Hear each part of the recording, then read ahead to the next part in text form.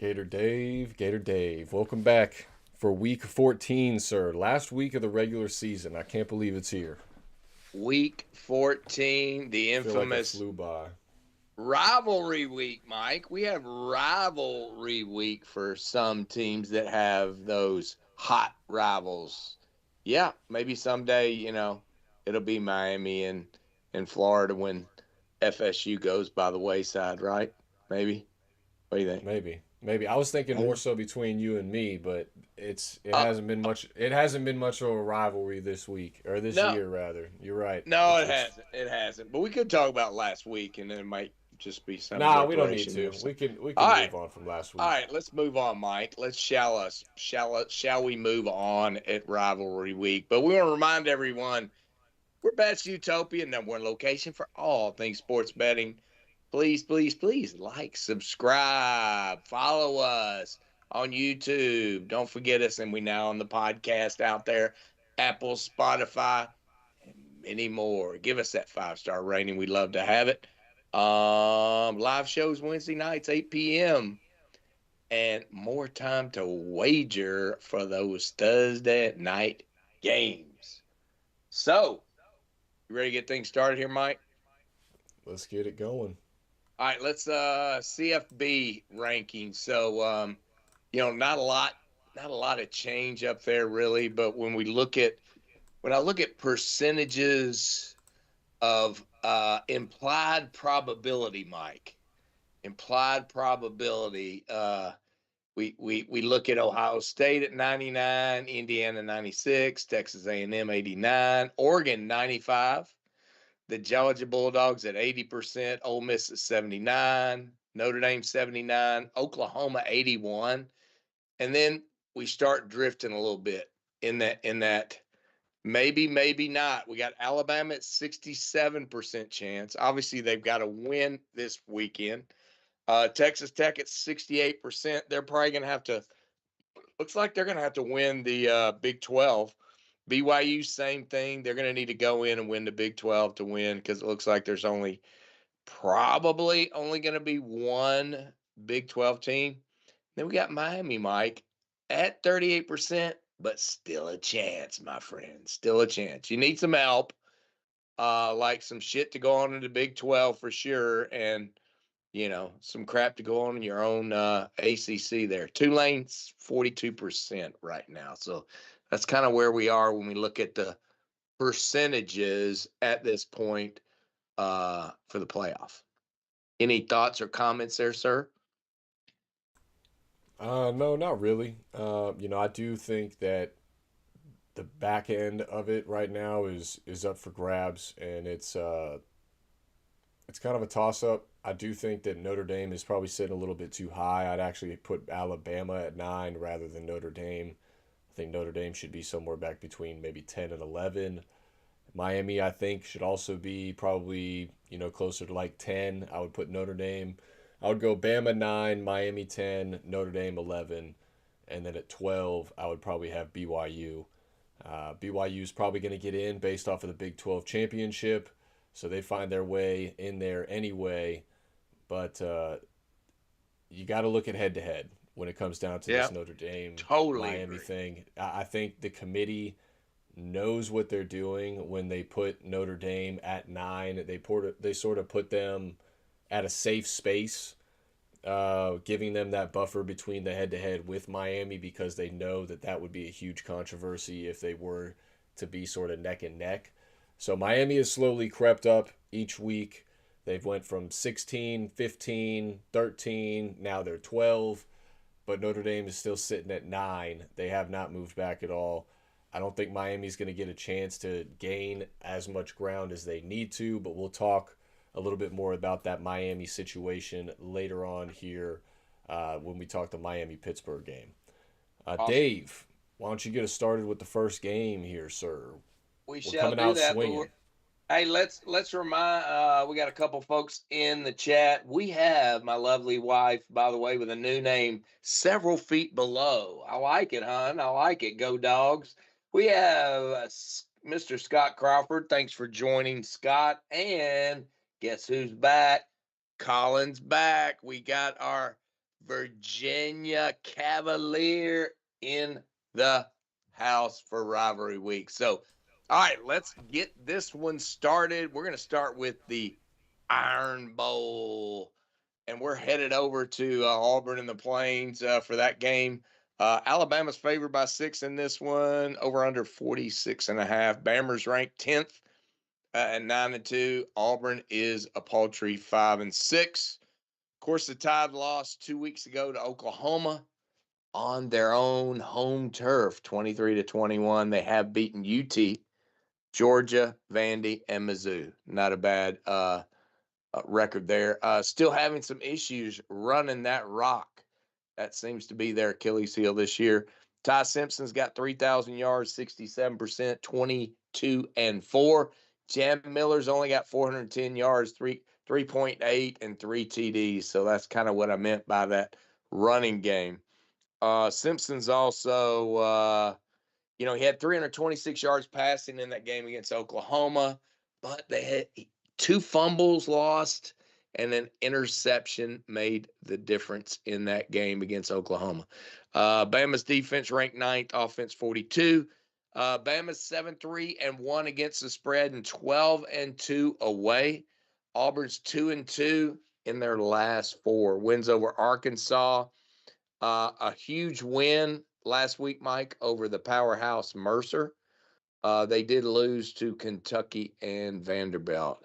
I know everybody's flying high after that big win against Mercer, where they brought the freshman quarterback in. He lit it up, looked good. Well, Ashton Daniels is probably going to start this game, and not the Deuce is probably not going to start. He might get some playing time, however. Daniels has 535 yards, 62%, 2-1. Auburn's defense ranked 38th. And their offense is 81st. Not a lot to say about that. Auburn's 4-7 against the spread, 2-4 as a dog. DJ Durkin trying to impress as the interim head coach. Obviously, it'd be a monumental win if he could beat Bammer, but it ain't going to happen. Bammer's going to win. They're going to win by at least a touchdown, if not 10 or 14. So give me Alabama to cover the 6. Mike, what do you say? I say this is rivalry week, Dave. Also say those 2 words together 5 times fast for a quick little tongue twister. Not possible. There you go. So I'm going to take it from the words of Nick Saban, okay? Don't take it from me. Take Rat it from poison? Nick Saban. Jordan-Hare Stadium is haunted. It's cursed. There's something about it. There's something about going in there and playing a bad Auburn team, especially when Alabama has been cooking right along. Looks like they're going to coast right on into that SEC championship game, even with that loss to Oklahoma. I'm not falling for it, Dave. I'm not falling for it. Auburn is trash, okay? You have every reason in the world to take Alabama in this one. But when the public goes left, Dave, where do we go? Right. That way. We go to the right. Okay? Go ahead and give me Auburn plus the 6 points. I think they have a shot at winning this one outright. It's a night game at Jordan-Hare. Could be a look-ahead spot here for Alabama. Alabama could be looking ahead to a rematch against Georgia, potentially in the SEC championship, against Texas A&M, potentially in the SEC championship. I don't think they're going to be taking this one too seriously. They're going to think this one's going to be easy. Can't do that in a rivalry game, Dave. Can't do that. That's a no-no. Give me the Tigers to get the cover here at home. All right. I like it. By the way, Linda is joining the chat. Thanks for coming by today, Linda. We're going to stay in the SEC. We're going to Vanderbilt at Rocky Top. Tennessee is favored by 3 in this one, 65.5. So the Commodores, they are ranked 14th in the land, 9-2. One of the best years freaking ever for that team. Vols are ranked 20th. They're 8-3. The Doors have lost to Texas, at Texas, Bammer, at Bammer. So we see the issue on the road, don't we, Mike? Vanderbilt wins over Kentucky, Auburn, Missouri, LSU. Not a lot sticks out there, right? Offense looks pretty damn good, especially in the last 2 weeks. Have put up 45 points a game.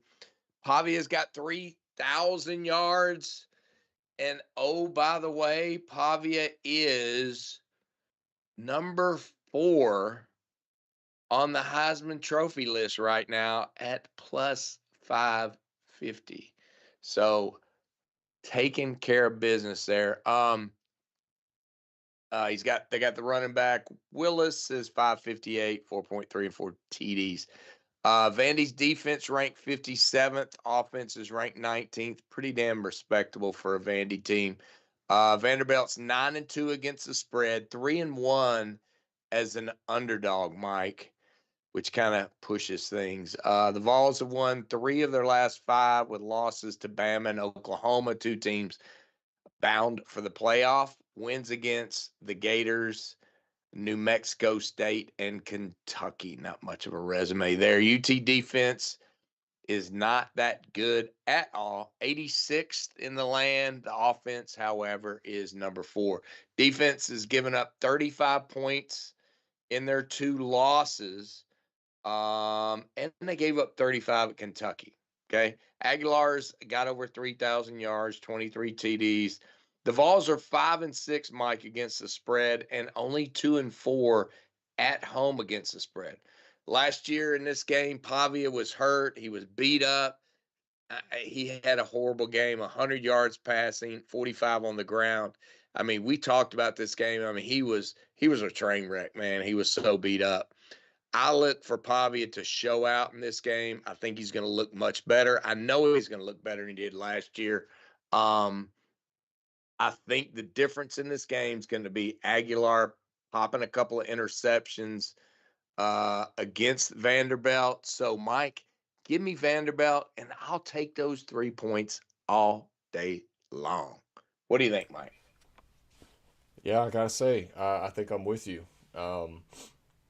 This is one you mentioned that kind of got away from Vanderbilt last year. They had a great chance to finally beat Tennessee. Tennessee is one of those teams that has just owned Vanderbilt, historically speaking. But if one guy is going to change that tide and change that streak, it's going to be Diego Pavia. He did it last year when you saw him take down Alabama, compete against Texas. They've done it this year pretty much relentlessly. They're 9-2 right now. They're sitting at number 14 in the country. Vanderbilt has an outside shot. If they win this game, they might could sneak in as an at birth bid to the playoff. They could find themselves sitting at 10, 11, sneak in there. They need a lot of help, but a win against Tennessee in Knoxville, if they can do it, it would be impressive. But if they can do it by double digits, that's now you're talking about Vanderbilt probably moving up all the way to 11, maybe even 10, and could be jumping some of these teams, like potentially in Alabama, potentially a Miami, BYU, Notre Dame, Oklahoma. I mean, if Oklahoma to lose and Vanderbilt wins, dude, they're there, dude. Opens up a huge window. So I'm with you. I'm gonna go with Vandy. I think they have a lot more in front of them in this one. Tennessee has not really shown me too much. They're really streaky. They're either really great or they're really not, and they're really off. So give me Vandy. I think they're the more consistent team. I like the coaching staff. I think they go out and get this one. And I think the difference is defense as well. Yep. All right, cool. All right, let's roll to the AAC and my alma mater. We're looking at Navy at Memphis. Memphis is favored 5.5. Over under is 57.5 in this game, Mike. So Navy comes in 8-2, 6-1 in the AAC, fighting to get to that championship game, and outside chance at the playoffs, doubtful but possible. Memphis is 8-3, 4-3 in the conference. They're having to play spoiler at this point. The midshipmen, they've lost 2 of 3 as of late. Losses to North Texas, Notre Dame. They did, however, upset South Florida last week, 42-38. USF had 2 turnovers in that one. Blake Horvath, the quarterback, 1290 on passing, 8 touchdowns, 5 interceptions. He's got 986 running the ball and 13 touchdowns. Obviously, that's where the bread and butter is. Tekka, the running back, 669 and 7 TDs. If we look at the last 5 games, let's take out Notre Dame. That's a crazy damn game, right? So if we look at the last 5 games, besides that one, they've scored 33 points a game. Navy's defense is ranked 107. Okay. Navy's 3-7 against spread, 1-2 as a dog. Memphis also has lost 2 of the last 3 games. They lost to Tulane and East Carolina, but they've averaged 34 points a game in their last 5. So that's kind of where I was trying to put you, Mike. 34, 33. Okay.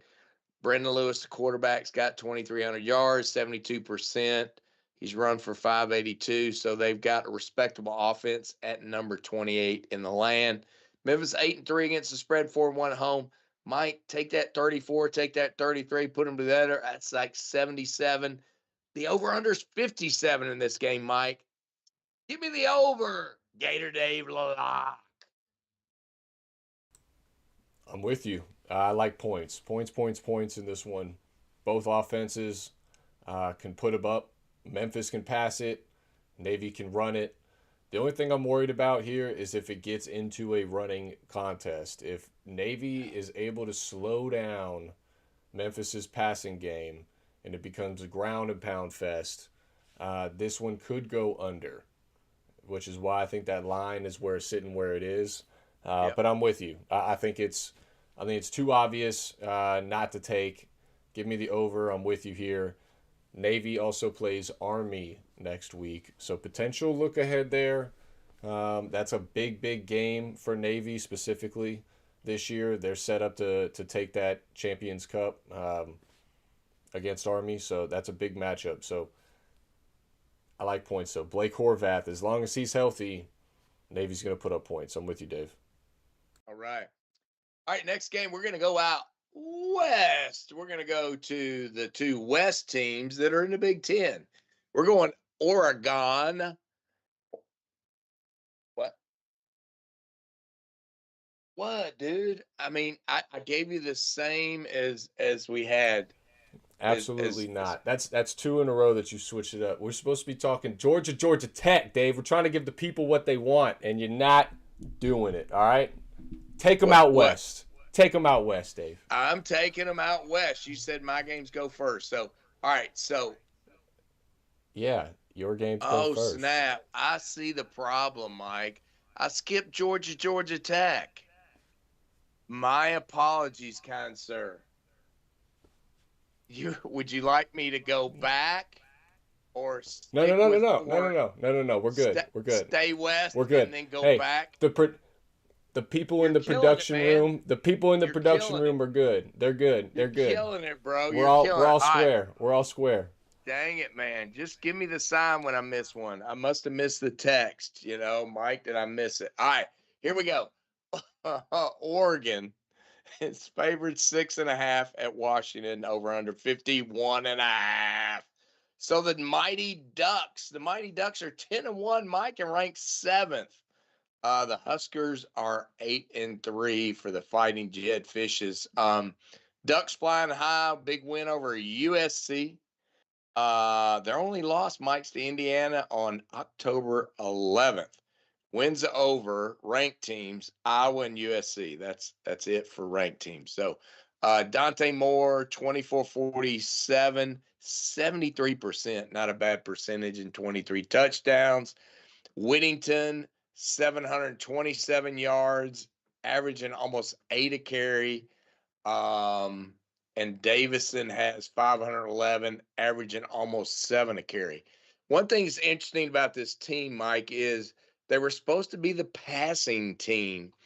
At the beginning of the year, they were, but what happened is all their receivers, 5 stars and 4 stars, got hurt, and they had to go to the running game. And now these boys are running. I mean, 7.7 and 6.5 a carry. Damn, pretty good.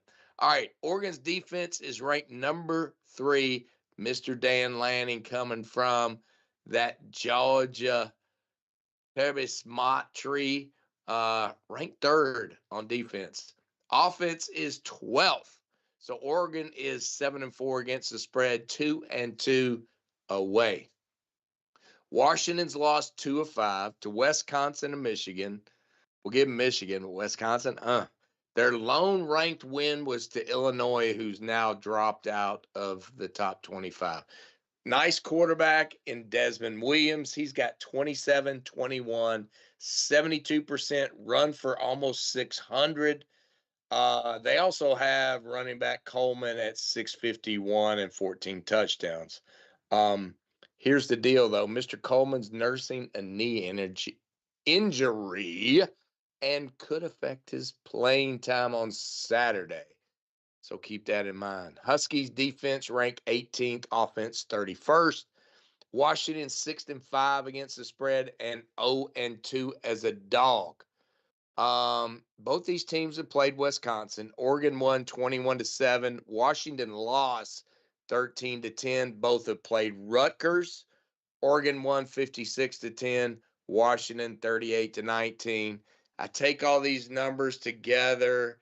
I think Oregon is another team that's kind of clicking right now. I think the Georgia Dogs, are clicking, and I think Oregon's clicking. Give me Oregon to cover those 6.5 points rather nicely. Mike, what do you think? I think you said a lot of good things, Dave, but for me, it was the running backs and the defenses and the fact that this is a rivalry game. The biggest thing for me, though, when I was comparing these two teams and looking at kind of what they've done this year, is Washington's offense. It kind of stood out to me. They have not really been able to put up too many points. They've had some good yardage, haven't really been able to put it in the end zone too much, but their defense hasn't really given up too many points on the other side. Same with this Oregon team.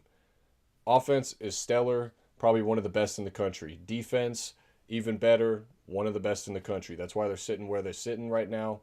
I think this is a defensive game. I think this is like a 24-6 type of ball game. So go ahead and give me the under 50.5 in this one here, Dave.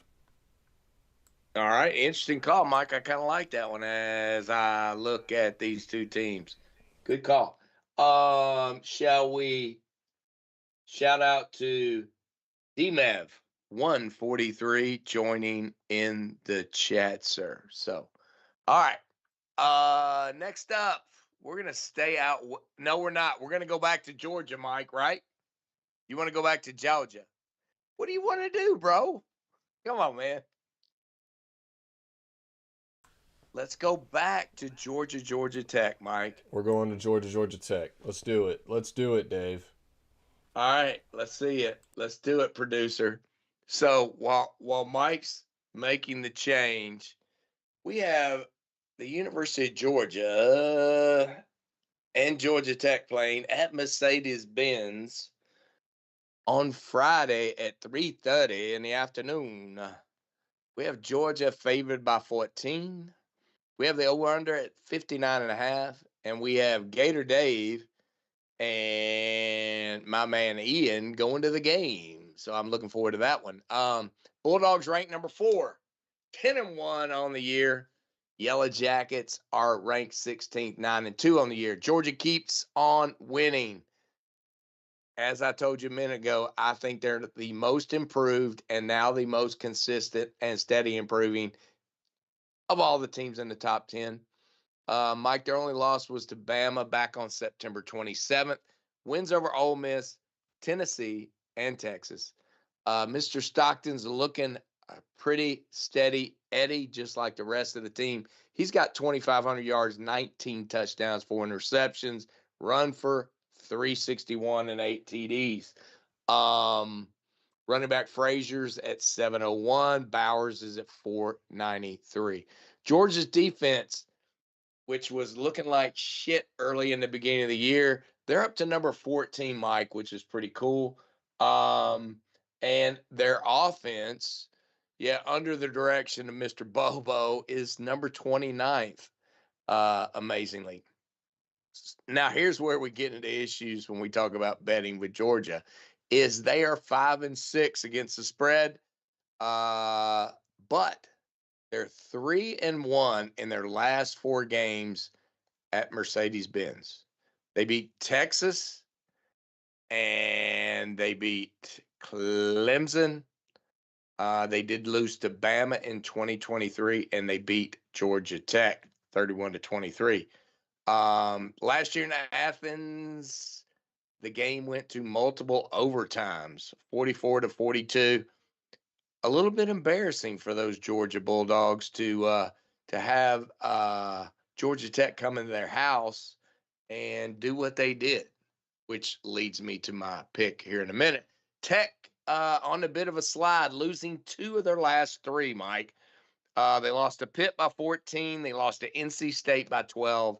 They did, however, in between beat them miraculous BC. That would be Boston College.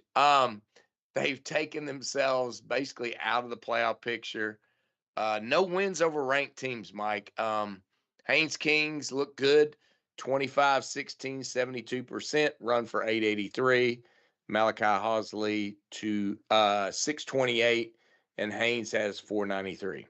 Tech defense ranked, Mike, 106. 106 on defense. Offense ranked 5th. Defense has been a problem in their losses.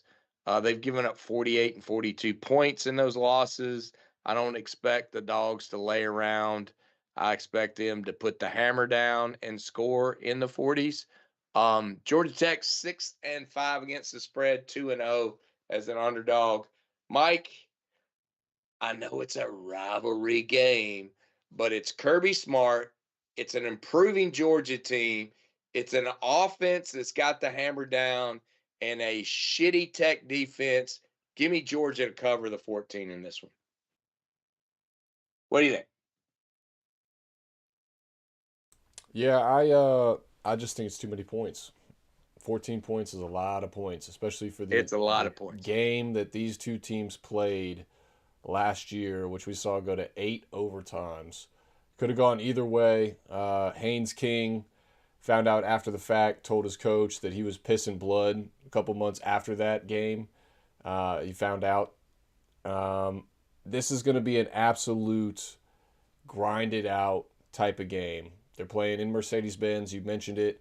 Georgia has historically had, believe it or not, their troubles in that stadium. They haven't had a lot of troubles under Kirby Smart, but in that stadium specifically, they have had a few. The problem is the other team that they're playing is not the Alabama Crimson Tide, and that's the majority of where Georgia's struggles in that stadium have come against is the Alabama Crimson Tide. I think Georgia will be able to get out of there with a victory in this one against Georgia Tech. I'm not sure they'll be able to put up 40, but I'm pretty confident that they're going to get over 30 in this one for sure. But on the other side, Georgia Tech is not going to quit. Haynes King is not going to quit. I have all the faith in the world in him, in that offense. Jamal Haynes at running back. Malik Rutherford is finally back for them at wide receiver. I think they'll be able to score some points. I think their loss last week was a real wake-up call to them. They were riding real high. They were looking ahead to this game as a potential game to, sort of jumpstart them into the playoff picture. They didn't handle business last week when they needed to. I think Georgia is now going to get Georgia Tech's best game. They have everything to play for in terms of, nothing really to lose. They're basically out of the playoff, championship role. There's a very, very, very minuscule shot that they somehow make the ACC championship. They got to have a lot of things go their way, but it is still possible that they sneak in there. I think Georgia Tech gives them a game. I think 14 points is just too many points. I think that's a possibility there, Miguel. But this one's one of those guts eating me. The guts eating me. So we'll see. We'll see. We'll see. We'll actually be there, Mike. We'll see. All right. All right, Mike. Let's get us back on track. I'm so sorry. Back to the West. San Diego State at New Mexico. All right. We have San Diego State favoring this one 1.5. Over under at 41.5. The Aztecs are 9-2 on the year. However, New Mexico's 8-3. San Diego State's only lost 2 games. They lost to Wazoo in the second game of the year, and they lost to Hawaii on November 8th. There's a really good chance that they can make it to the Mountain West Championship at this point. When I look at who they've beaten the contenders, Mike. You look who's beneath them in the Mountain West, Boise State, Fresno, they've beaten both those guys. Now, New Mexico's right there, so they're in behind them, but I think that San Diego State's built a pretty good resume in beating some of those teams. So we got the quarterback, Denagle, 1645, 60%, not really that good. 8 touchdowns, 7 interceptions. However, they have a running back, Mike. Lucky. They got Lucky Sutton. 1,127 yards, averaging 5.2 a game, 9 TDs. They like running that ball. So San Diego State's defense ranked number 6, which is pretty impressive. The offense is only 102. Obviously, when you look at Denagle's numbers, that's where that comes from. San Diego State is 9-2 against the spread and 8-1 as a favorite. New Mexico, they're on a roll as well. They won 5 in a row. They did lose to Boise by 16, and they haven't lost a home game. But they haven't really played the best teams in the league like San Diego State has. So, Lobo's quarterback looking pretty good. Lane 2271, 67%. They got a running back Bankston at 522 and another one at 408. Lobo's defense ranked 49th, offense 79th. New Mexico State is 6-5 against the spread, 3-2 as a dog. I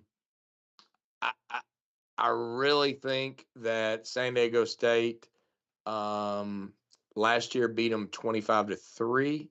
So I think this one is going to go to the away team, San Diego State. So give me San Diego State to and the money line in this one. Yeah, I mean, I What do you like think? that pick. San Diego State's had an impressive year this year. Their defense specifically has had a tremendous year. And that's where I'm going to go with this one, Dave. I'm taking the under 41.5 here. I like your pick with San Diego State. I just think New Mexico is going to have a very, very hard time scoring points on this defense. I really do not see them getting past 17 points, 20 points in this one. San Diego State on the flip side, I don't really see them getting past that 30-point mark. I think they'll stay shy of that one. Go ahead and give me the under 41.5 here, Dave. All right. I like it. I like it. I like it. All right. So next game we are going, Mike, Army at UTSA.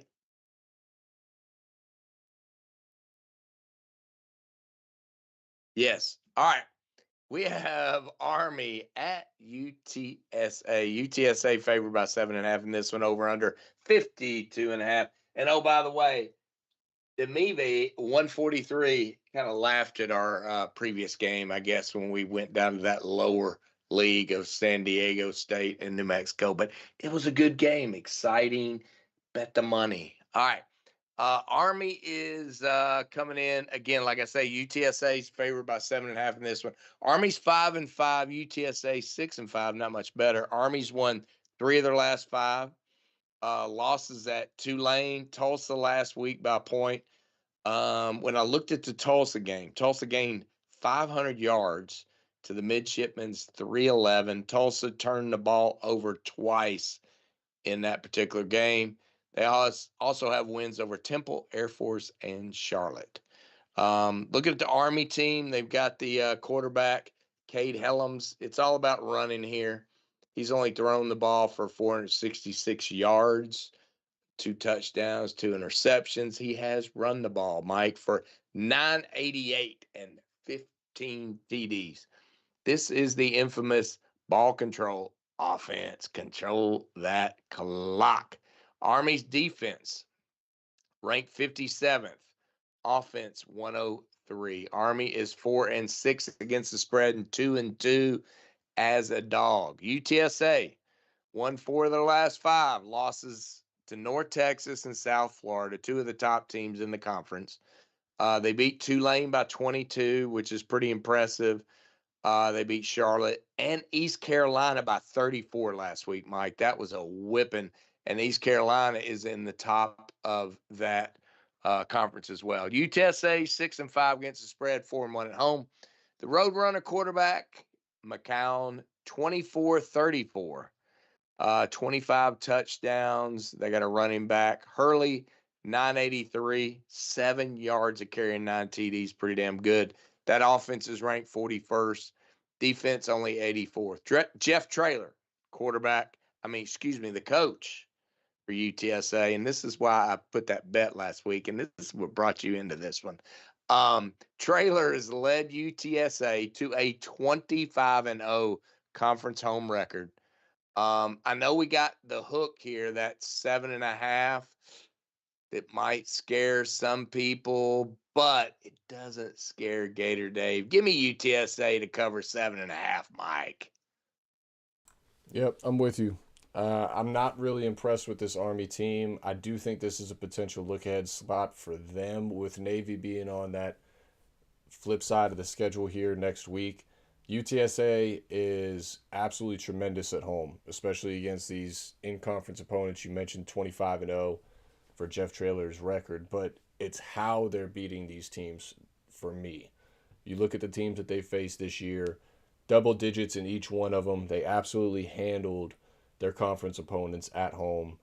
I don't think this one's going to be any different. I think they get out on Army early. I think Army runs the ball. They're really kind of, playing for next week. Get in, get out. It's going to be a defensive battle for the most part.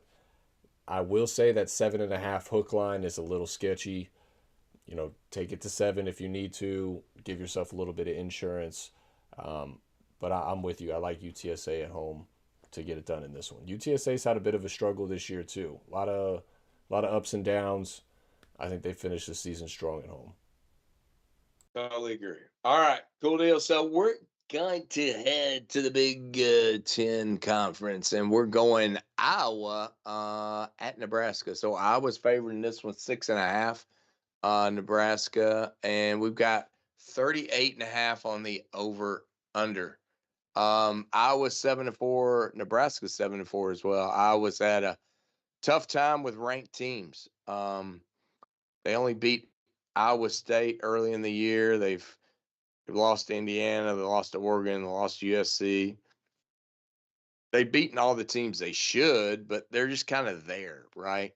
The quarterback's only got 1,300 yards, 63%, 7 touchdowns. He run for 427 and 13 TDs. It's just typical Iowa offense. I thought things might change this year, but it really hasn't. Running back Moulton's got 690, 2 TDs. Iowa's defense ranked number 8, which is usually where they are, top 10, right? But their offense, 120 out of 134, sucks. Right where it was last year with Coach's son, right? Iowa's 8-3 against the spread, 4-0 away. All right, Nebraska's played 2 ranked teams and lost to both Michigan and USC. They also lost to Penn State last weekend by 27. They lost to Minnesota by 18, and both those losses were away. Dylan Raiola is out for the year. So they turned to TJ Lattiff. Last week it was 21-37, 187 yards, ran for 15 against Penn State. The Huskers do have a running back, Emmett Johnson, who's killing it. It's got 1,200 yards. That's their one bright star that they've got there. The Huskers defense ranked 20th, offense 73rd. Nebraska 4-6-1 against the spread and 2-2 as a dog. Thank God the spread is less than a TD. Last year's game was 10-13. And I think this game is going to be another damn snooze fest. So there's a couple of things, I kind of teeter back and forth on this one, Mike. I know I threw up, and I'll keep it there with the under 38.5, but I don't think Nebraska is going to beat Iowa. No way in hell. But in a game that might only generate 30 points, 7 points is a lot. So that's kind of why I went the under. What do you think?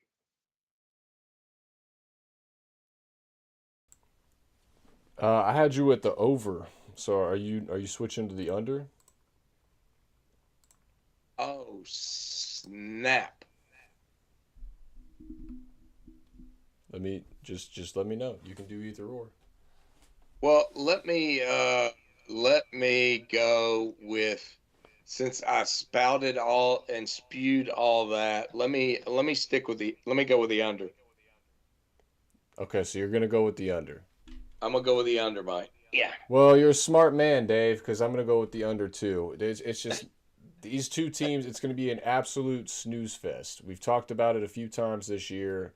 Some of these Big Ten matchups are classic Big Ten matchups, and what we mean when we say that is it's gonna finish 13-9. It's gonna be a lot of running the football, a lot of punting, a lot of fair catching, a lot of fumbles on the ground, a lot of trench play. It's going to be ugly. It's going to be boring. I'm with you. I think go switch into the under is a good call. Give me the under in this one, 39.5. Oh Lord, it's horrible, man. It's horrible. Yeah. All right. So don't know how I messed that one up. So, all right, next game. Hopefully Colin's still awake, my friend. So we finally get to Colin's game. We got Virginia Tech at Virginia. Virginia is favored by 9.5 in this one, over under 52.5. And I know what you're going to think, Mike. 9.5 is a lot of points in a rivalry game. Let me set this one up. Virginia Tech is 3-8, and we got number 19 Virginia at 9-2. I know Colin feels like the team was doing great, and they kind of backed it down a little bit. They're still winning. A win puts them in the ACC championship. Damn, when was the last time, Colin? When was the last time your team made it to the NC ACC championship? When was the last time Virginia made it to the ACC championship? All right, Virginia Tech's lost 5 of 6 with the only win against Cal, and now they fired their coach, by the way. But the savior is here. The James Franklin will be on the sidelines. He's active this week, Mike. What kind of motivation can Big James bring to this team? Last week, Virginia Tech got their ass handed to them by y'all team, Miami. Tech's quarterback drones, 1841, 16 touchdowns, run for 609 and 9 TDs. Hokies defense ranked 73rd, offense 85th. Virginia Tech is 3-8 against the spread, and oh, by the way, 1-2 away. The Cavs only lost to Wake. That was a while ago too. And they won their last 10 games. A win here gets them in the ACC championship. In the last game, they beat Duke by 17 at Duke. They beat Cali at Cali by 10. Quarterback, Mr. Morris, 2404, 14 touchdowns, 7 interceptions, 223 on the ground. Jamari Taylor's got almost 1,000 yards, 917, 4.9, and 13 TDs. The Cavs defense ranked 28th, offense 26. Pretty damn consistent, Colin. Cavaliers are 7-4 against spread, 4-2 at home. The line changed down to 9.5, Mike. It was at 10.5.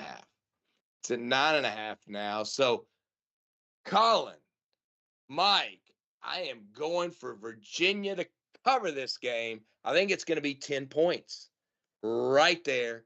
It changed. Give me Virginia. What do you think?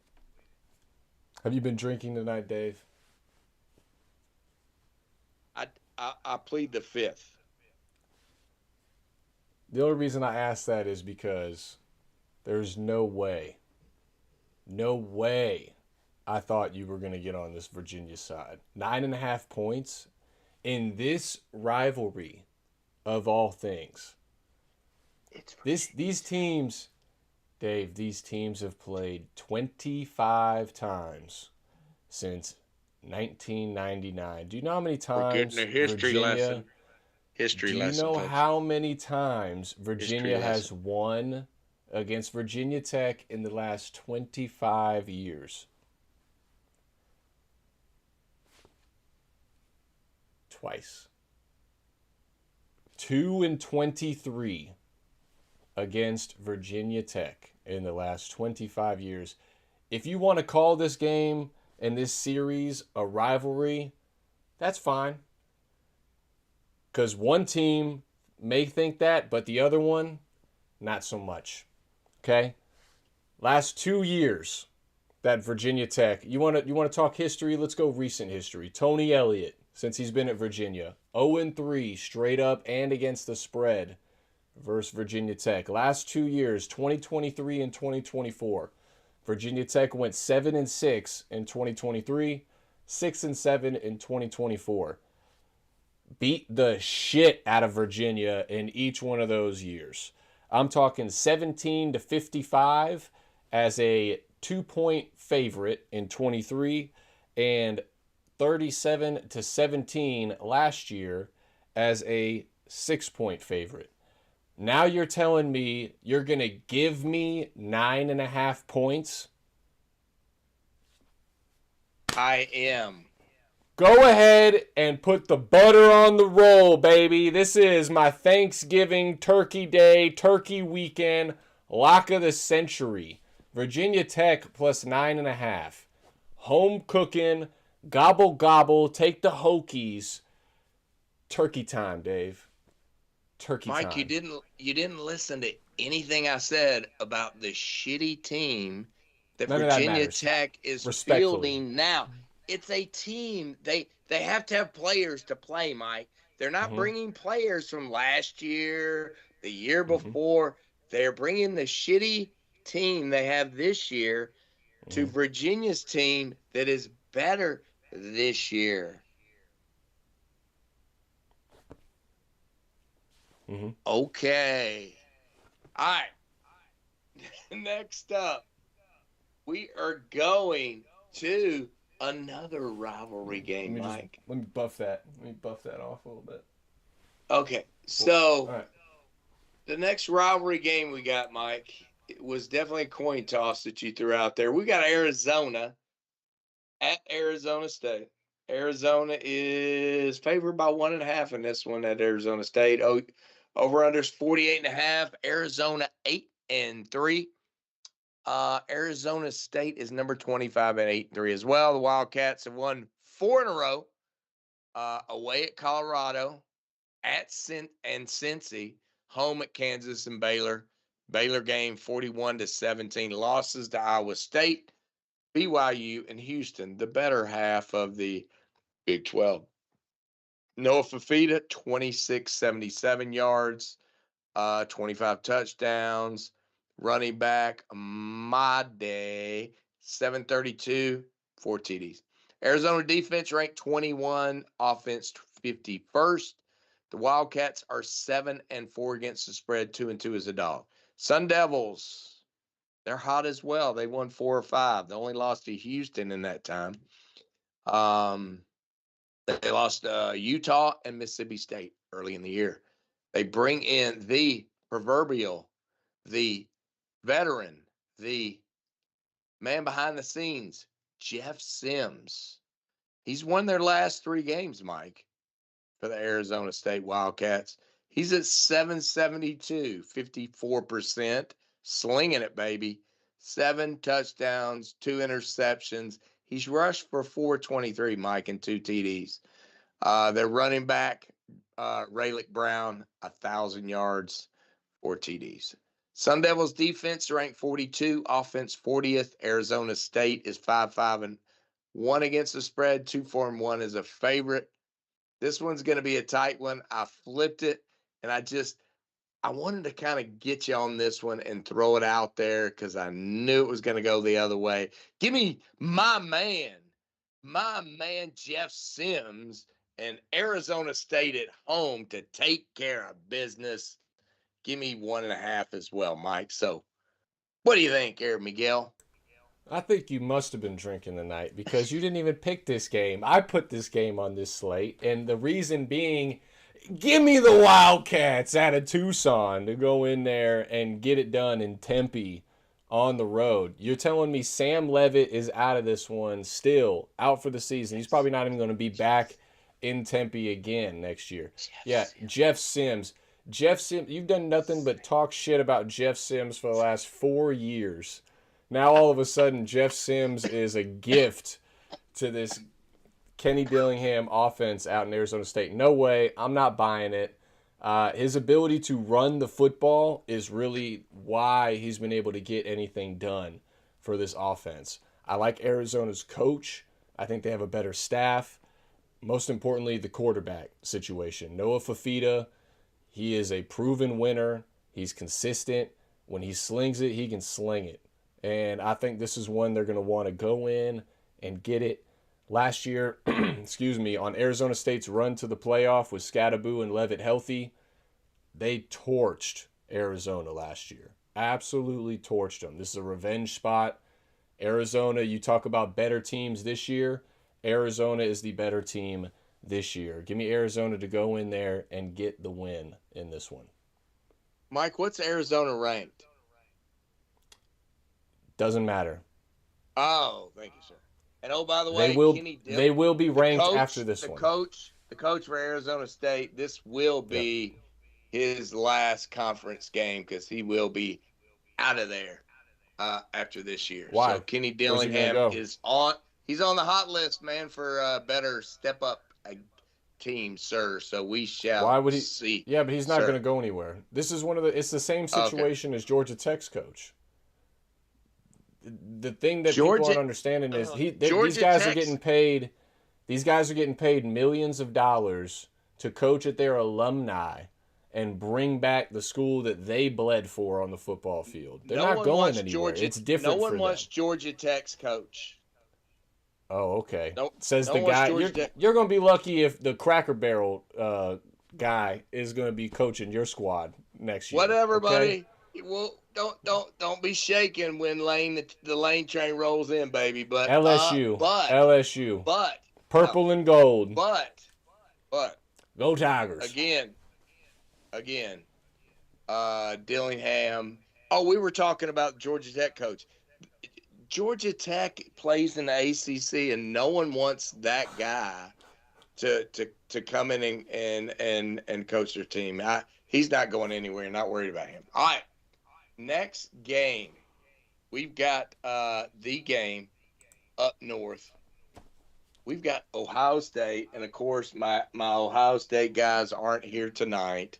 You know, couldn't rustle them up. So we got Ohio State coming into this one in the rivalry game, right?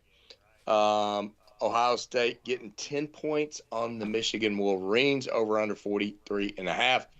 Ohio State comes in number 1 in the land with an 11-0 record.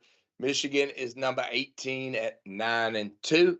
Of course, Ohio State's undefeated. They have ranked wins. Let me get the list out for the ranked wins for Ohio State.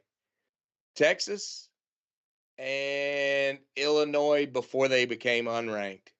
And damn, is Texas ranked now? I can't even think. So that would be the list of ranked teams. Julian's saying 28-32, 79%.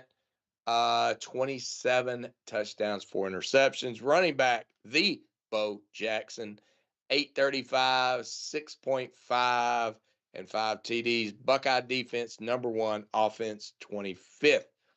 Ohio State's 9-2 against the spread. But let's see, Mike. They haven't beat Michigan since let's talk some, you like your history. They haven't beat Michigan since November 30th, 2019. That's 5 straight. Wolverines have only lost to a ranked Oklahoma team by 11 early, and they lost to USC in October, who was ranked at that time. 0 wins against ranked teams. So, they both had some rough schedules. Bryce Underwood, 2,200 yards, 62%, 9 TDs, 5 interceptions. Running back Marshall has 871, 6 yards per carry, 10 TDs. Running back Haynes out for the game, as well as tight end Max Bredson is doubtful as well. Wolverines defense ranked 17th, offense 38th. Michigan 4-7 against the spread, 0-2 as a dog. They've played 3 common opponents. Purdue, Michigan won by 5, OSU by 24, Washington, Michigan by 17, OSU by 18. Wisconsin was Michigan by 14, OSU by 34. In this particular game, because it is the Big Ten, I for sure think 10 points is too much here. So give me the Wolverines plus 10.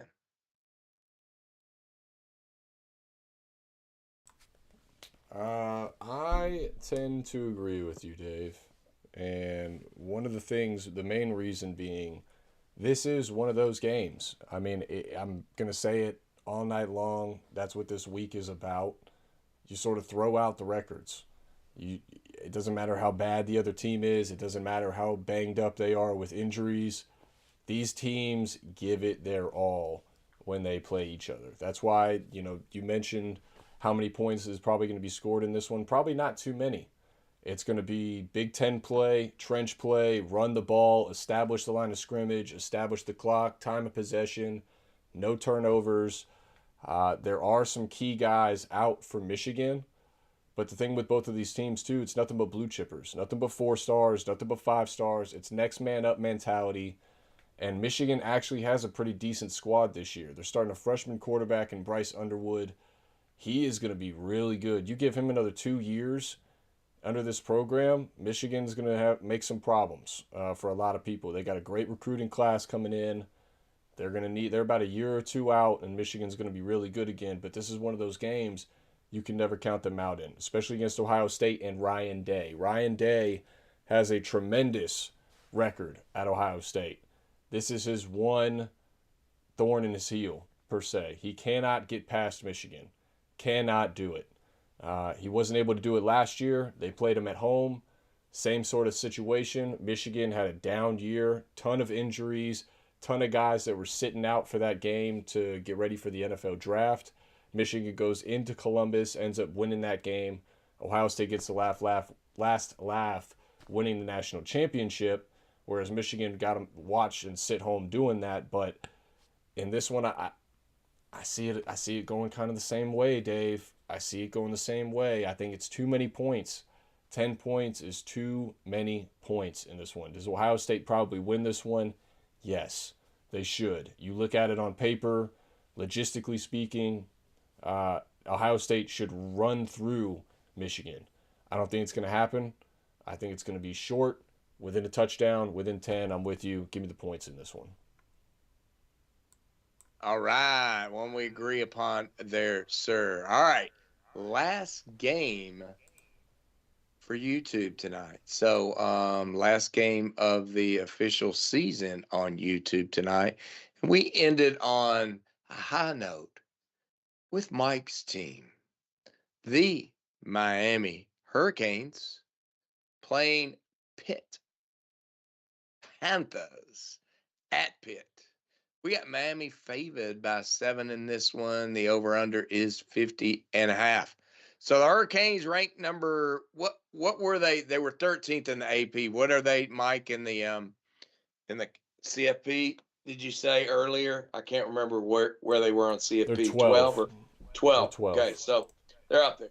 And they're 9-2 on the year. Pitt's ranked 23rd, 8-3. Miami's won 4 of the last 5 games, only lost to SMU in overtime. Wins over Stanford, Syracuse, NC State. Did you guys beat Virginia? That can't be right. Y'all didn't play Virginia, did you? I had that wrong. Virginia Tech. That's where I is. I let the tech off there, my friend. So, Carson Beck, 2,800 yards, 22 touchdowns, 9 interceptions. Mr. Fletcher's got 655, 5 a carry, 9 TDs. Mike, has he kind of dropped off a little bit toward the latter part of the year? I thought he was on this track of really killing it. Seems to me he's dropped off a little bit. He got hurt. Okay. All right. Explains it. Canes defense ranked 12th. Offense ranked 30th. Miami 6-5 against the spread, 1-2 away. Canes have averaged 35 points per game in their last 5. Pitt has won 6 of 7 games. The only loss was to Notre Dame. Wins over Georgia Tech, NC State, Syracuse, FSU. They got it. They got their freshman quarterback that's coming and done a fine job. Mitchell, 1,900 yards, 63%, 14 touchdowns. Running back Turner's got 615, 5.5, and 7 TDs. Pitt's defense ranked 35th, offense ranked 53rd. Panthers 8-3 against the spread, 4-2 at home. Pitt's averaged 35 points per game in the last 5 games. Granted, they're playing these defenses are pretty good, but 35 and 35 is 70. This line is 50. I think it's an easy over 50 in this one. This to me was much easier than trying to figure out which team was going to win, just based off of what they've done in the last 6 games. So, Mike, give me the over in this one. Yeah, unfortunately, I think this one's pretty easy to call when in terms of picking a side. And I'm going against my boys. I'm taking Pittsburgh plus the 7 points at home. Pitt's coming off a huge game. I don't think that matters much in this one. I think they step in at home. So let me take it back a little bit, okay? Because I am a big history guy, all right? And I do believe in history repeating itself. It's got a funny way of doing that if you look through the past. And there was a time back in 2017 when Mark Richt was the head coach of Miami. We went into Pittsburgh on a 10-game win streak. Actually, it's a 15-game win streak, but we were 10-0 on the season. We went into Pittsburgh, and it was our last game of the year. Actually, it might have been I think we were 10-1 or 11-1, something along those lines. Needless to say, it was against a bad Pittsburgh team.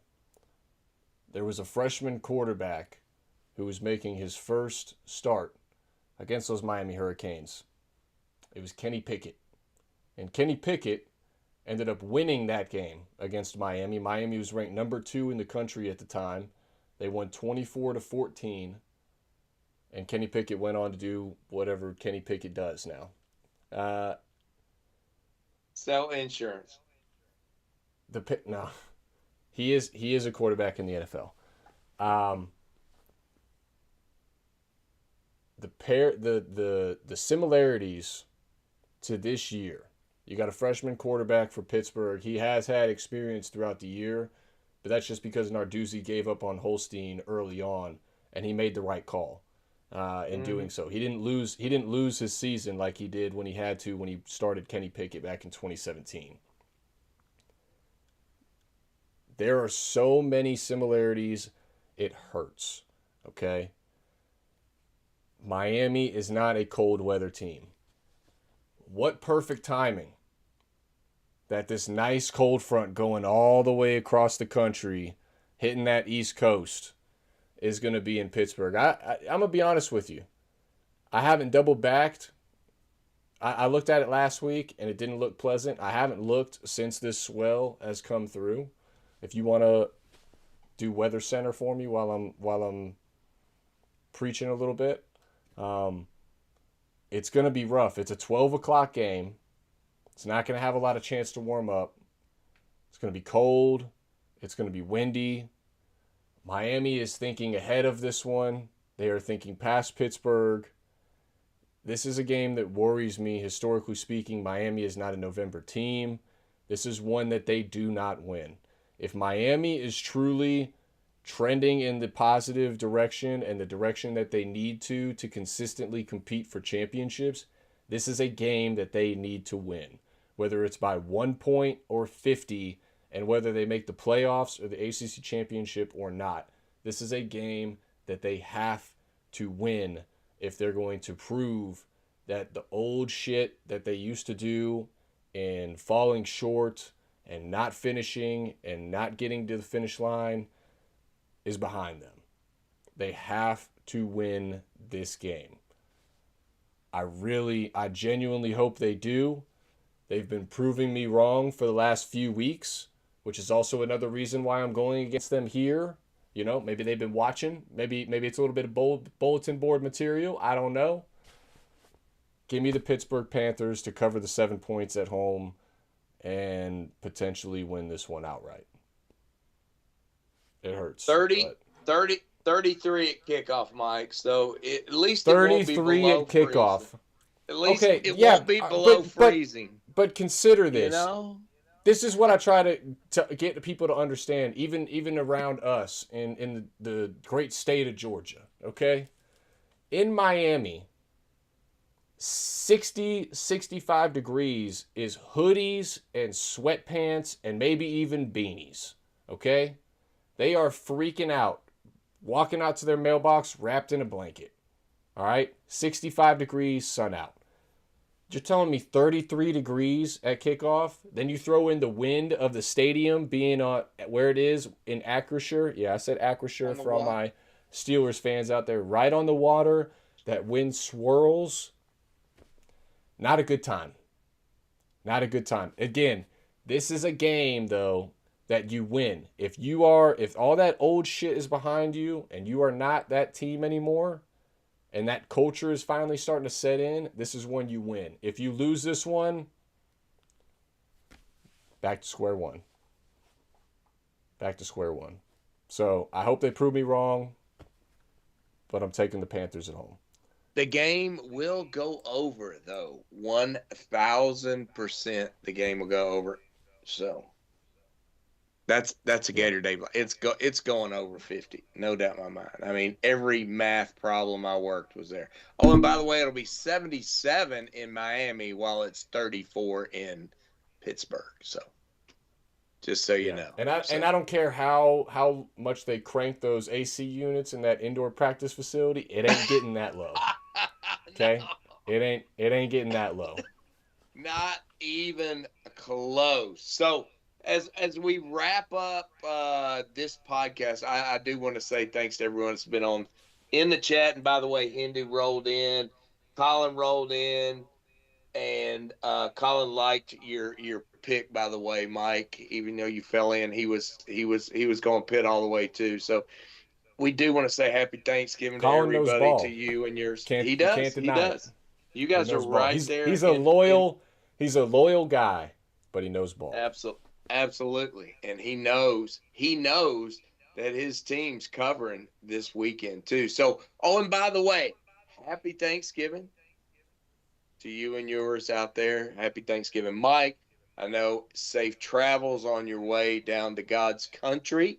And, we do appreciate everyone that watched, everyone that's listened, everyone that's been on the show today. We really appreciate it. Please like, subscribe, anything, everything you give us. Tell your friends about us. We'd love to have it. We're gonna continue this thing rolling as we finish through the season and the playoffs. So we'll be around for sure.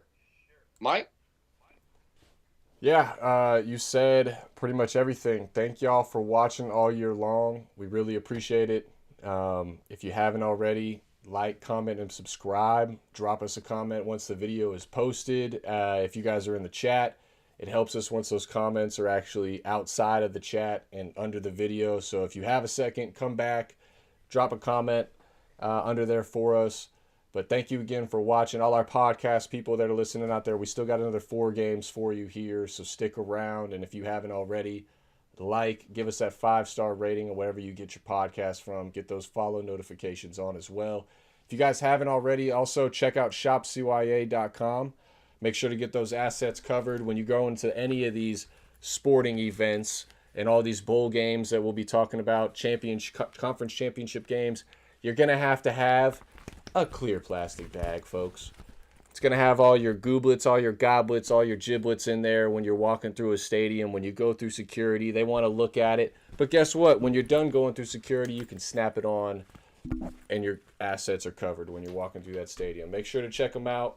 They got licensing for most college teams, pretty much all of them that I'm aware of. And then baseball, basketball, hockey, NFL, they got custom designs on there. Check them out.